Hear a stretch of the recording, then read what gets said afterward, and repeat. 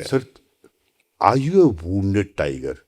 आपको ऐसा लगता है कि अच्छा विषय आप उठा रहे हैं बहुत लंबे समय से, उसके लिए आप जुझारू व्यक्ति हैं, आप बहुत एंटरप्राइजिंग व्यक्ति हैं, सब लोग दुनिया जानती है, कोई मेरे बताने से फर्क नहीं पड़ता, और आप उसी चीज का प्राइस भी पे कर रहे हैं, ऐसा सर लगता है क्या ऐसा आपको? देखो, एक बात मैं बताता हूँ।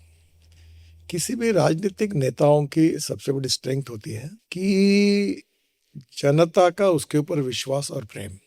सही बात है। तो मुझे आज भी मैंने पूरा तो पिछली मुलाकात में बताया था, आप अभी भी ये रिसर्चर और मेरे साथी यहाँ बैठे हैं, आप जेन जी में कितना पॉपुलर है शायद आपको खुद नहीं मालूम है। आपको इसमें क्या है, एक 100-150 सोशल मीडिया में लोग हैं, वो क्यों कर रहे हैं, किस लिए कर रहे हैं, मैं जानना नहीं चाहता। मुझे जी, पता है उनका सीक्रेट क्या है।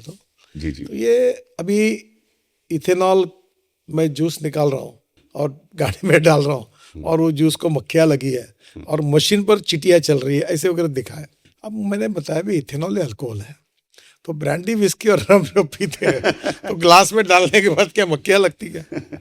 मैंने बहुत लोगों को पूछा कि जिनके इंजन में खराबी हुई है, तो मैंने कहा आप डीलर के पास जाके कंप्लेंट हाँ, आपने लगातार कही है ये चेक करो। बात। हाँ, लगातार दूसरी बात, कही है। डीलर अगर ठीक से नहीं करता है तो मेरे पास उसकी कॉपी भेजो और मैं इंक्वायरी करूंगा।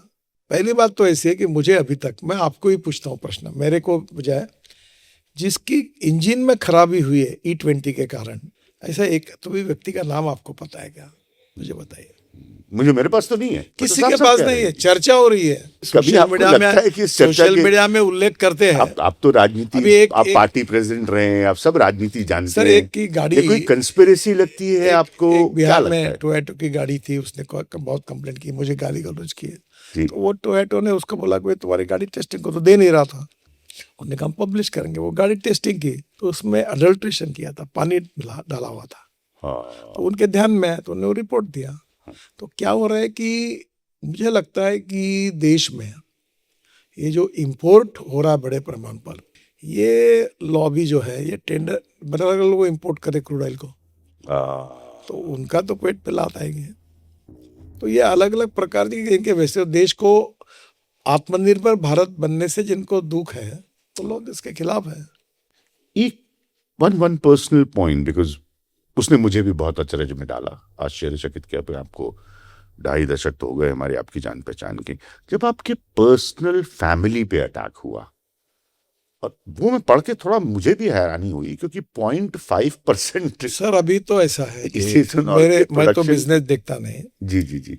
मेरी लड़के काम देखते हैं, वो पब्लिक लिमिटेड कंपनी है और उसका शेयर मार्केट में रजिस्टर्ड भी है। जी जी। रजिस्टर, उसके शेयर बढ़े तो पता गया वो इथेनॉल के कारण बढ़े। मैं हमारे उनके बच्चों के टर्नओवर में इथेनॉल का टर्नओवर जो है वो 10% से भी कम है।